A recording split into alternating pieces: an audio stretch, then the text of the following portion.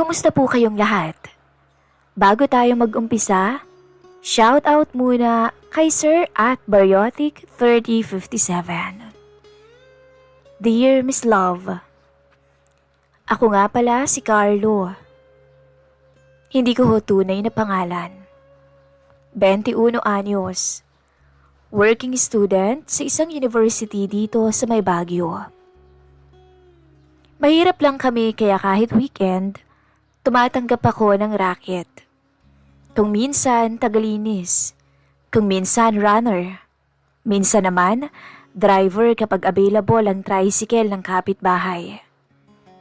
Pero ang hindi ko inakalang magiging pinakamalapit kong sideline ay ang pagiging utusan / boy ni Ninang Test. 43 ang edad. Kaibigan siya ni Mama noon pang dalaga sila. Siya yung tipo ng babae na laging maayos kung manamit, mabango at laging may konting hawak sa braso mo kapag kinakausap ka niya. Hindi yung bastos ha, pero may kakaiba sa kilos niya. May lambing o talagang sweet lang siya. Byuda na siya 4 na taon na ang nakakalipas. Walang anak, kaya't simula nun, siya na lamang ang mag-isa sa bahay niya sa kabilang barangay. Minsan umuwi raw siya sa mga kapatid niya, pero mas madalas na nasa bahay lamang siya at nag-iisa. Sa totoo lang ho, napakaganda ni Ninang Tess. Palibhasa nga hindi pa nagkakaanak, kaya sexy pa rin at dalagang-dalagang tingnan. Mistisa din siya. Maiksi lang yung buhok na may kulay blonde. Nagsimula ang lahat noong inutusan niya ako. Carlo, ikaw ba yan? Tawag niya mula sa loob habang papasok ako ng gate nila. May dala akong grocery noon na ipinasuyo niya sa akin. Opo nang, ako nga po. Sagot ko. Pagpasok ko sa loob ng bahay, naamoy ko agad yung pabango niyang mild lang, pero nakakabighani. Bumabagay sa kanya. Naka-short lang siya noon at maluwag na t-shirt, pero kitang-kita pa rin ang kurba ng katawan niya. Maputi talaga siya, mistisa, at halatang alagang-alaga ang sarili. Ay, salamat ha. Palagay na lang din dyan sa kusina, Carlo. Pasensya ka na ha, naubusan kasi ako ng stock. Sabi niya habang naglalakad palapit sa akin. Inilapag ko ang mga daladala ko sa counter. Tapos napatingin ako sa kanya. May iba pa po ba kayong ipapagawa, Ninang? Tanong ko sa kanya. Humiti siya. Ikaw, may oras ka pa ba? Tanong niya. Napakamot ako sa batok ko. Meron pa naman po. Wala po kasi akong klase eh. Ano po ba yun? Tanong ko. Baka pwedeng pakitanggal yung trapal sa bintana. Hindi ko kasi maabot-abot eh. Ipapalitan ko sana ng bago. Sige po nang. Habang tinatanggal ko yung trapal, ramdam ko siya mula sa likod ko. Hindi ko alam kung sinasadya niya o sakto lang talaga. Pero nung paglingon ko para kumuha ng upuan, halos magdikit ang katawan namin. Uy, nabigla niyang sabi. Sabay hawak niya sa dibdib ko. Ang laki yata ng katawan mo ah. Nag-gym ka ba, Carlo? Wika niya. Nagbubuhat lang po ng mga galon-galon na tubig. Sagot ko naman sabay tawa. Hindi po gaya ng mga nasa gym. Ngumiti siya. Yung ngiti na may kapilihan.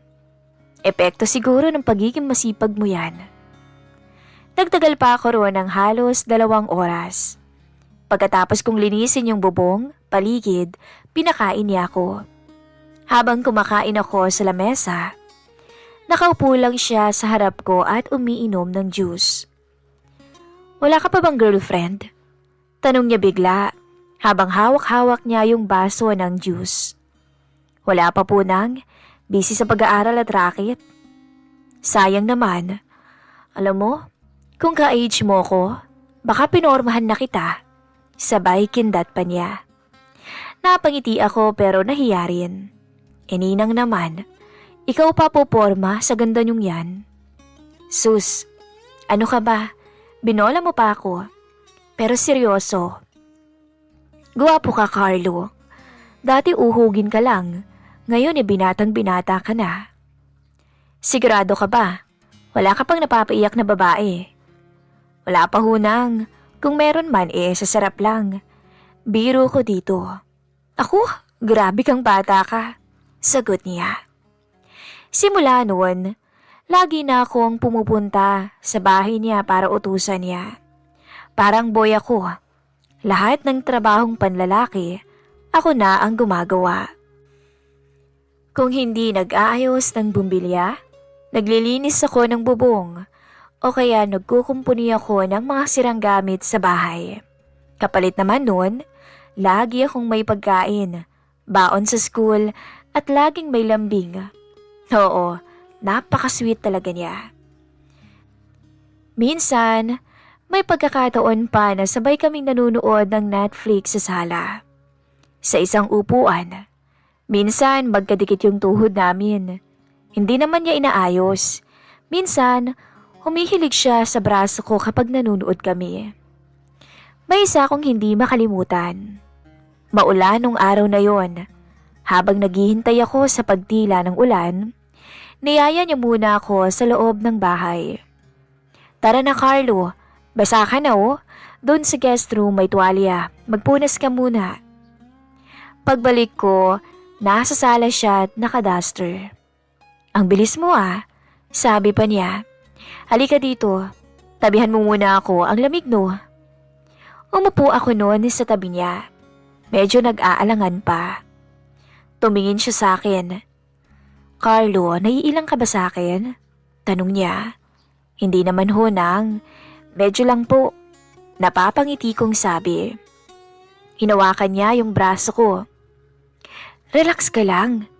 Ninang mo ko, hindi lolang istrikto. Alam mo, gusto ko lang ng kausap. Pag nandito ka, tsaka lang ako nagkakaroon ng kakwentuhan. Anya. Tumango ako. Pero yung utak ko naguguluhan. May pakiramdam akong parang hindi na to normal. Pero hindi naman ako tumatayo para lumayo. May parte sa akin na para pag nagugustuhan ko yung presensya niya. Yung ginagawa niya. Yung pagiging malapit niya. Carlo, bulong niya. Kapag may kailangan ka, sabihin mo lang ha. Hindi lang ng pera, kahit ng lambing. Minsan okay din yun. Pilya niyang sabi. Napatingin ako sa kanya, sa mga mata niya. Pero bago pa man ako makapagsalita, tumayo siya bigla. O sige, maghain muna ako ng merienda. Wika niya sabay lakad papuntang kusina. Biniti niya ako, pero doon ako nagsimulang. Hindi na ako makatulog ng maayos. Simula nung gabing yun, Miss Love, hindi ko na humatanggal sa isip ko si Ninang Tess. Hindi dahil sa sinabi niyang, kapag may kailangan ka, sabihin mo lang. Hindi lang dahil sa hawak niya sa braso ko. Sa tingin niya, o sa dahan-dahang pagbibitaw niya ng mga salita. Kundi dahil doon ko unang naramdaman na may ginagawa siyang hindi lang basta biro. May laman, may intensyon. At aaminin ko, Miss Love, kinabahan ako sa sarili ko. Kasi imbis na umiwas ako, parang gusto ko pang bumalik. Biyernes ng hapon, nung tumawag siya. Carlo, pwede ka ba mamaya? Oo naman po, Ninang. Sagot ko. May papabuhat lang ako sa taas. Konti lang naman to. Dito ka na rin mag-dinner ha? May niluto ako. Paalam ka nilang kay mama mo. Tamang-tamang tawag niya. Sabado, wala akong klase. Isang tawag lang yon pero para akong na-excite. Kaya nagbihis ako kaagad. Pagdating ko doon, bukas na yung gate. Katulad ng dati, malinis yung bahay, napakaayos, halatang walang bata, tahimik ang paligid. Pasok ka na, Carlo. Sigaw niya mula sa taas. Pag-akyat ko doon, nandun siya sa kwartong minsan ay guest room. Pero ngayon, mukhang ginagawa na niyang stock room. May mga box ng damit, gamit at mga appliances. Nakashort lang siya noon at manipis na sando. Napakurap-kurap pa nga ako. Grabe, ang ganda talaga ni Ninang. Sa kabila ng edad niya napaka-sexy pa rin. Hayan, buti nandyan ka na. Pasensya ka na ha. Parang hindi ko na yata kayang buhatin to. Ang bigat eh. Wika pa niya. Agad akong lumapit para buhatin yung ilang mabibigat na box. Halos magkadikit ang katawan namin habang kinukuha ko yun. Ang lakas mo talaga, bulong niya. Pero naramdaman ko yung palad niya sa likod ko na para bang kiniliti ako. Sapat para tumigil ang paghinga ko ng sandali. Nilapag ko yon sa may sahig. May iba pa po ba? Wala na. Kain na lang muna tayo. Gutom ka na ba? Tumango ako. Medyo po. Habang kumakain kami, parang normal lang ulit lahat. Masaya siyang nagkukwento sa akin. Minsan, tungkol sa dati niyang trabaho. Minsan naman, tungkol sa mga kaibigan niyang may kabit. Alam mo ba, Carlo? Kwento niya bigla. Minsan yung kaibigan ko, nahuli nung asawa niya kasi nagpunta sila ng kabit niya sa Tagaytay. Tiningnan ko siya sa mata. Ikaw ba, Carlo? Kung sakali ba, kunyari lang ha, kung may babaeng magkakagusto ba sa'yo pero may asawa na, tatanggapin mo ba? Nanuyo ang lalamunan ko that time. Parang gusto kong sabihin na, oo naman, kung ikaw yun. Pero natawa na lang ako sa iniisip ko. Tapos sabi ko depende ho siguro. Kung may nararamdaman din siya mahirap din umiwas. Sabi ko. Good answer, sabi niya. Pero iba yung tingin niya. May lambing, may init. Matapos kumain, tinulungan ko siyang magligpit. Pagkatabi kami sa lababo habang nagsasabon siya. At ako naman ay nagbabanlaw ng mga pinggan. Tumutugtog lang yung radyo. Mahina lang. Ang katahimikan ng bahay ay tila nakikisama sa atmosphere. Pagkatapos, napunta kami ulit sa sala. Pareho kaming may hawak na juice. Umuulan ulit sa labas na para bang eksena sa pelikula. Humilig siya ng konti sa balikat ko. Carlo, pwede ba akong humingi ng pabor? Tanong niya pero pabulong lang. Siyempre naman, Ninang. Pwede ba? Huwag mo munang sabihin kahit kanino o kahit sa nanay mo na madalas kang nandito. Na minsan, sabay tayong kumakain, nagkukwentuhan. Baka kasi mamaya may mga isip bata sa paligid. Sabi niya. Tumango ako. Oo naman, Ninang. Makakaasa ka. Respeto ko naman sa'yo yan Ngumiti siya. Salamat, Carlo Pero, pwede bang huwag masyadong gawing formal? Ngumiti ulit ako. O sige. Test na lang po. Pabiro kong tanong. Napatawa siya. Tignan mo to. Ang bilis naman, test agad. May paghampas pa siya sa braso ko, pero mahina lang. Pero okay lang, Carlo. Basta sa'yo pwedeng pwede. At doon ko na alam. Hindi na to pangkaraniwan. Lumapit pa siya ng kaunti. Nasa pagitan ng sofa ang mga tuhod namin. Hinawakan niya ang kamay ko. Yung banayad lang. Hindi pinilit. Pero sapat para makaramdam ako ng init. Carlo, seryoso na ang tono niya. Matagal na akong mag-isa. Hindi ko alam kung ano tong nararamdaman ko ngayon. Pero tuwing nandito ka, parang nabubuhay ulit yung bahay. Tahimik, oo, pero hindi na malungkot. Katulad ng dati. Wala akong maisagot agad. Hindi ko sinasabing tama tong iniisip ko Pero kung may nararamdaman ka rin, kahit konti lang, hayaan na lang muna natin ganito tayo. Sabi pa niya. Tumango ako kay Ninang, kay Tess. Totoo po, gusto ko rin kayo. Hindi lang dahil maganda kayo o maalaga. Pero kasi, kapag kasama ko ho kayo, parang ang saya-saya ko. Napangiti siya. Sira ka. Pero salamat ha. At sa unang pagkakataon, hindi siya umiwas nung dumikit ang palad ko sa hita niya. Hindi niya yun tinanggal. Tumayo siya at kinuha ang baso namin at naglakad patungong kusina. Maiwan ka na muna, Carlo. Hugasan ko lamang to. Kung gusto mong magpahinga, sa kwarto ka na lang muna. Ngumiti ako. Gusto ko dito lang muna. Baka kasi umulan pa ng mas malakas.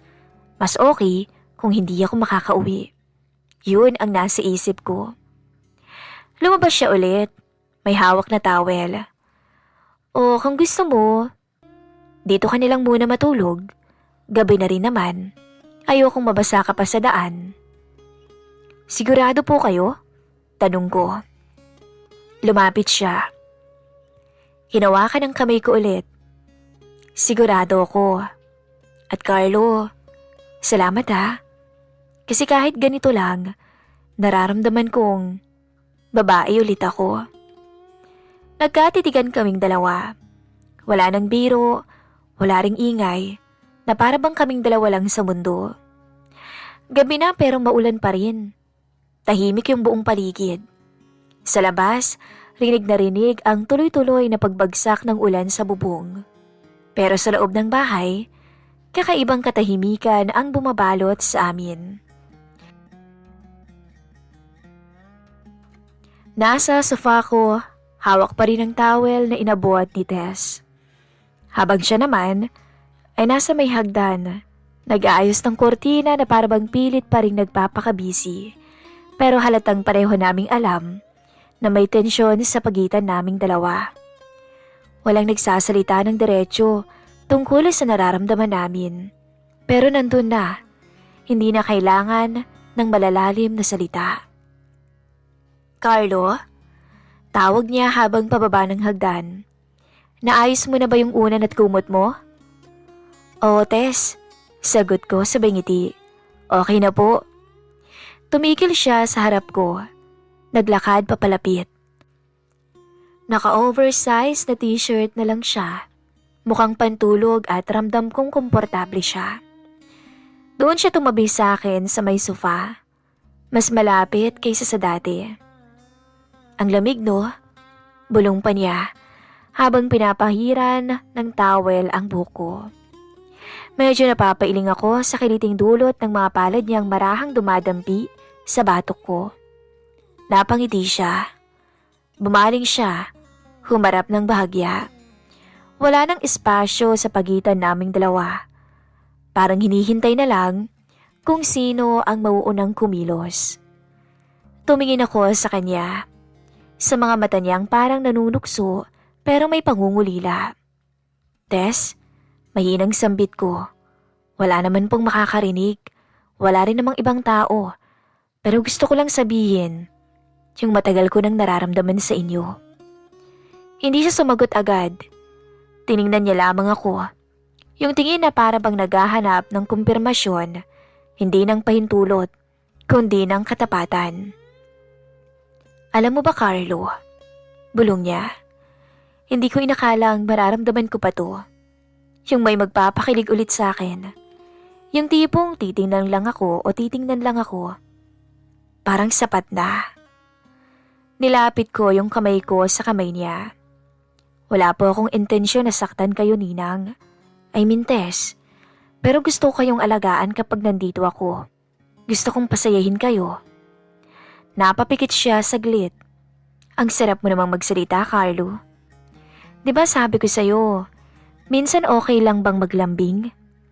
Tumango ako. Pwede ba ngayon? Lambingin mo naman ako. Hindi ko alam kung paano, eksakto. Pero tumagilid ako at marahang niyakap siya. Mahinahon lang. At doon siya humilig sa dibdib ko. Mainit ang hininga niya. Tahimik lamang kami ng ilang minuto. Yung yakap lang, damang-dama ko yung tibok ng puso niya sa tapat ng bisig ko. Tess, bulong ko. Okay lang ba to? Oo, mahinang sagot niya. Kasi dito, parang ligtas ako. Dumaan ang oras na magkayakap lang kami. Paminsan-minsan nag-uusap ng pabulong. Tumatakbo sa isip ko kung ano kayang sasabihin ng ibang tao. Sabi pa niya, pero sa totoo lang, wala naman sila rito. Tayong dalawa lang. Alam ko pong bawal, pero wala pong masama sa marunong magmahal. Sagot ko, lalo na kung wala namang tinatapakang iba. Walang inaagarbyado. Napatingin niya sa akin. Kaya pala gustong gusto kita. Marunong kang rumispeto. Hindi katulad ng iba. Napangiti pa ako. Gusto ko lang po na pag umalis ako bukas, wala kayong pagsisisihan. Ilang saglit pa, tumayo siya. Good night, Carlo. Good night po. At ang gabing yun, hindi ko alam kung matutulog ako. Ramdam na ramdam ko pa rin yung yakap niya, yung lambing ng tinig niya. At sa unang pagkakataon sa buhay ko, nagkaroon ako ng koneksyon sa isang taong hindi ko dapat minamahal. Pero mas totoo pa siya kaysa sa lahat ng babaeng dumaan lang. Hindi ako agad nakatulog nung gabing yun. Kahit malamig ang paligid, pakiramdam ko may bubog sa loob ng dibdib ko. Hindi masakit pero matalim. Parang sandaling kaligayahan na ayaw mo nang pakawalan. Mula sa may sofa, kitang-kita ko ang ilaw sa ilalim ng pintuan ng kwarto ni Ninang o ni Tess. Ilang beses ko na siyang gustong tawagin sa pangalan niya pero lagi akong namamali. Lagi kong kinikimkim out of respect. Pero ngayong alam ko nang may nararamdaman din siya, parang nawawala na yung pader sa pagitan namin. Maya-maya, bumukas yung pinto. Maingat ang bawat hakbang niya, papunta sa akin. Napatayo ako. Tess? Nakapajama siya. Manipis ang tela. Hawak pa niya yung kumot niya. Ang lakas ng ulan oh. Parang hindi ako makatulog eh. Bulong niya. Pwede ba akong tumabi? Hindi ako sumagot. Tumango lang ako sa kanya. Umupo siya sa may sofa. Sa tabi ko. At kahit makitid, pinilit naming magkasya. Inayos niya ang kumot at sumiksik sa akin. Halos magdikit yung tuhod at balikat namin. Amoy na amoy ko yung buhok niya. Wala nang kailangang sabihin. Carlo? Bulong niya habang nakatingin sa akin. Wala tayong pinangahawakang pangako, di ba? Wala, sagot ko. Pero kahit wala, totoo pa rin lahat ng nararamdaman ko. Pumikit siya saglit. Parang sinusukat ang damdamin. Ayoko na kasing magpikil. Hinawakan ko ang pisngi niya. Maingat at malumanay. At sa unang pagkakataon, sa unang pagdikit ng aming labi, ay para akong lumulutang. Hindi kami nagmadali. Mabagal lamang ang aming mga galaw. Parang ayaw naming bilisan yung sandali. Niyakap niya ako. Yakap na parang matagal nang nangungulila. At doon sa loob ng bahay niya, habang umuulan sa labas, naganap ang bagay na matagal na naming tinatago. Hindi ko nagkukwento ang detalye, Miss Love. Alam naman na natin yan. Pero yung totoo, hindi bastos yung nangyari. Sa halip, punong-puno ng pagmamahal at damdamin. Nakahiga siya sa may dibdib ko pagkatapos. Magkaakbay kami sa loob ng kumot. Carlo, bulong niya, bukas ibang mundo na naman ang haharapin natin. Alam ko, sagot ko, pero ngayon tayo muna. Umalis ako kinaumagahan, walang drama. Salamat Tessa, sabi ko bago ako tumalikod. Ingat ka palagi, mahina namang sagot niya. Lumipas ang ilang araw, nakabalik ako sa dati kong routine. Klase, sideline, pagod. Pero iba na ako. Para bang may parte sa akin na naiwan sa bahay ni Tess. Hindi ko alam kung dapat ko ba siyang tawagan, bisitahin o hayaan na munang kumalma ang lahat. Pero siya ang nauna. Isang gabi noon habang nag-aaral ako sa boarding house, may nag-text. Carlo, kumusta ka na? May kailangan ka bang tulong? Napatingin ako sa screen. Napangiti ako at matagal bago ako nakareply. Okay lang po. Medyo pagod pero ayos naman. Huwag kang mahihiya kung may kailangan ka magsabi ka lang. Napakurap ako. Hindi ko alam kung matutuwa o mahihiya ako. Pero yung totoo, kulang na kulang ako sa pambayad ng second semester. Nahihiya lamang akong pumunta sa kanya. Sigurado po ba kayo? Oo naman. Hayaan mong ako na. At least kahit papaano makatulong ako sa'yo. May silbi ako sa'yo. Simula noon, bumalik ako sa bahay niya. Dating routine, tagalinis, tagaayos ng mga gamit at minsan taga-grocery. Pero hindi na tulad ng dati. Ngayon, nandun yung lambing, yung tahimik na kasunduan sa mga mata. Siya yung nagbayad ng tuition ko. Sa totoo lang, binigyan pa nga ako ng bagong laptop. Hindi ko nga alam kung paano ko babayaran lahat. Pero ang lagi niya lang sinasabi, gusto ko lang na may patutunguhan ka, Carlo. Gusto kong makita kang umangat. Minsan, tinutulungan ko siya sa bahay. Doon pa rin ako kumakain, pero sa tuwing magtatagal kami sa may sala, pareho kaming natutukso at isa lang ang pinapatunguhan noon. Sa kwarto niya, ako ang asawa niya. Hanggang isang gabi, habang nagkakape kami, nagsalita siya. Carlo, minsan naiisip ko, bakit kaya hindi na lang tayo pinanganak sa parehong panahon? Bakit po? Para walang hadlang. Para hindi kailangang itago yung tuwa ko kapag kasama kita. Tumabi ako sa kanya. Wala naman ho sa edad yung pagmamahal. At kung bawal man to sa mata ng iba, totoo naman to para sa atin. Ngumiti siya. Hindi siya umiiyak, pero sa mga mata niya, naroon ang pangako na hindi man kami magkasama sa paraang inaakala ng marami, magkarugtong na ang mga buhay namin. Pagkaraan ho ng taon, nakapagtapos ako ng college. Hindi man marangya ang buhay, pero stable na. May trabaho na ako. At sa graduation ko, nandun siya. Tahimik lang siyang nakatayo sa likod ng mga magulang ko. Simple lang ang suot niya. Pero para sa akin nun, siya ang pinaka-importanting tao sa araw na yon. Nung matapos yung seremonya, nilapitan ko siya. Masaya ka ba, Ninang? Biro ko. Natawa siya. Ninang talaga. Ngumiti ako. Hindi ko alam kung paano kita tatawagin eh. Pero salamat. Salamat sa lahat-lahat. Sabi ko. Ano ka ba? Wala yun. Alam kong tama ang naging desisyon ko. Napiliing tulungan ka. Sa totoo lang, Miss Love, hindi po naging kami. Hindi naging opisyal. Pero hindi rin kami nawala sa isa't isa.